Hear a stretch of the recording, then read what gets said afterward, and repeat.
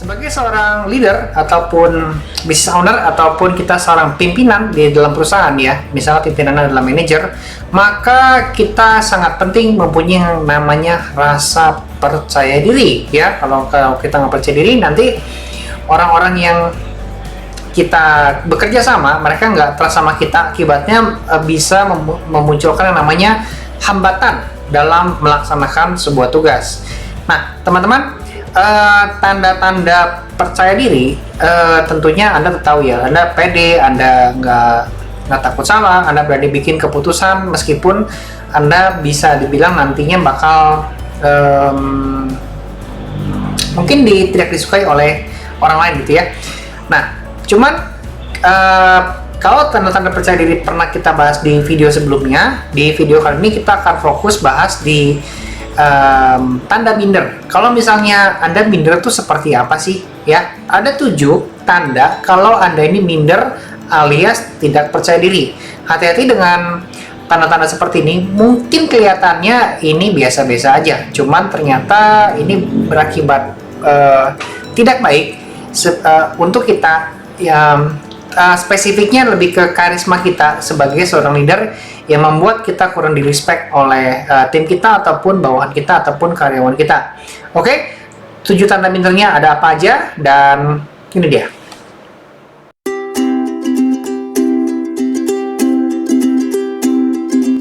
Baik, kita langsung masuk ke materinya. Tanda minder yang tersembunyi. Ya, dari materi yang pertama adalah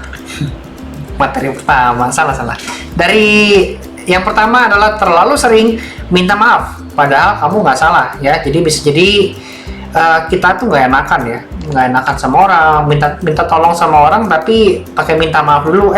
Tolong bersihin piring dong. Misalnya kita ke office boy, tolong bersihin piring dong. Maaf, bersihin piring dong. Jadi tolongnya diganti minta maaf. Sorry ya, tolong bersihin piring dong. Maaf ya, tolong bersihin piring. Ya ngapain gitu kan, pakai maaf gitu.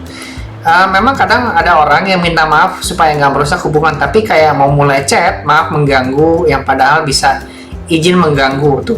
Nah, kamu kan nggak salah apa-apa, kenapa minta maaf? Sopan dan minder itu beda tipis untuk kasus seperti ini. Poin penting ya. Jadi hati-hati dengan terlalu sering minta maaf, itu sebenarnya bisa jadi indikatornya lebih ke kita punya kesalahan apa enggak ya. Kalau kita merasa nggak punya kesalahan, ya nggak usah lah sih minta maaf gitu. Oke teman-teman ya, ini indikator yang pertama. Yang kedua, kalau Anda minder, ini biasanya suka cari pengakuan dari orang yang nggak suka sama kamu. Ini lucu nih, orang yang punya opini tentang kita pastinya ada yang suka, ada yang nggak suka. Terlalu fokus menyenangkan hati orang yang nggak suka sama kamu bisa jadi tanda kalau kamu sebenarnya minder. Mungkin kamu berpikir kalau nggak ada orang yang suka sama kamu, jadi berusaha mengubah orang yang nggak suka sama kamu. Jadi kita pengen dunia ini suka sama kita semua, yang mana itu tidak mungkin. Dunia ini namanya juga pro kontra ya teman-teman ya. Jadi pastinya ada orang yang nggak suka sama kita. Cuman kalau misalnya kita as a leader, kita pimpinan di perusahaan atau mungkin kita pengusaha bahan bangunan ya, punya banyak karyawan yang nggak suka sama kita, yang nggak sesuka-sukanya tetap harus suka. Kalau nggak boleh dibilang nyari mati mungkin disebutnya. Kalau bahasa kasar adalah mencari mati, mencari bahaya gitu. Kalau dimusuhin sama atasan, itu aneh dong. Kalau dimusuhin atasan kan kita sebagai atasan punya power untuk memboikot orang-orang di sekitar kita untuk membenci si orang ini nih, seperti ini. Mungkin dia punya otoritas, atau mungkin dia adalah influencer di perusahaan kita ya. Tapi se-influencer dia dan se-otoriternya dia, tetap powernya akan kalah sama kita sebagai seorang leader ataupun pimpinan. Maka itu teman-teman, poinnya di sini Anda sudah paham ya. Pasti kita akan selalu menang jika kita punya kekuasaan. Cuman jangan sampai kita tuh malah jadi nggak pede dengan kekuasaan kita ya, nggak percaya diri, malah jadinya minder. Nanti sama orang yang otoriter karena kita takut menyakiti hatinya dia, kemudian dia resign, kita jadi takut mau gini mau gitu. Dan itu tidak baik. Oke teman-teman, jadi pastikan kita nggak usah bikin semua orang suka, ya at least kita sudah berbuat baik deh, gitu ya. Terus tanda yang ketiga adalah punya banyak alasan. Ini dia, punya banyak alasan. Tanda kalau kita minder adalah kita punya banyak alasan. Oke? Selalu punya balasan untuk nggak melakukan apa-apa. Nggak usah jauh-jauh buat bisnis deh. Kenalan sama orang, nggak kayaknya orang nggak suka sama aku. Kok dia punya perspektif itu ya? Nggak, nanti obrolannya nggak nyambung. Nggak. Nanti obrolannya nggak nyambung. Nanti kan kalau nggak nyambung nggak enak nih. Nah, gitu. Padahal kan belum tentu terjadi. Dan itu masih di pikiran kita aja, bukan realitanya. So, guys, ini benar-benar harus diperhatikan ya. Jadi kalau misalnya kita adalah tipikal orang yang mau melakukan sesuatu dan banyak alasan, sebenarnya bisa jadi itu kita lagi minder ya. Oke, hati-hati dengan hal ini.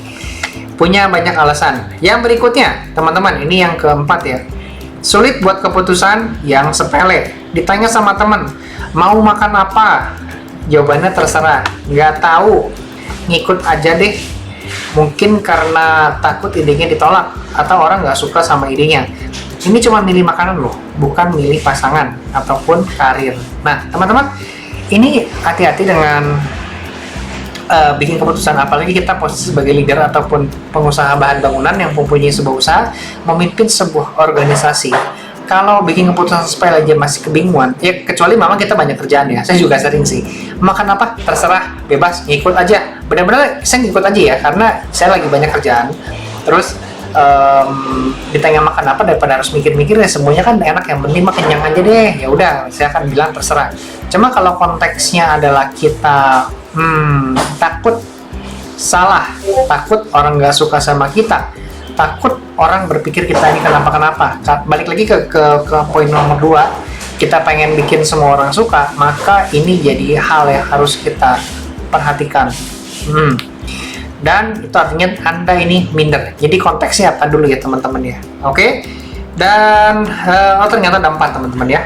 Nah, itu adalah 4 hal yang bisa kita jadikan indikator apakah kita ini orang minderan, lagi minder, atau kita ini sudah termasuk kategori orang yang sudah percaya dirinya bagus.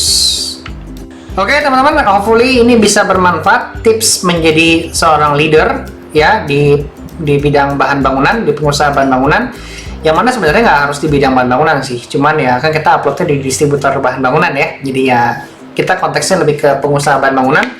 Dan kalau kita minder, artinya kita harus memperbaiki diri kita supaya kita bisa lebih di-respect oleh karyawan, dan kerjasama di kantor itu bisa lebih harmonis dan lebih baik lagi. Sampai jumpa di video berikutnya, dan tetap semangat. Salam sukses pengusaha bahan bangunan Indonesia. Bye-bye semuanya.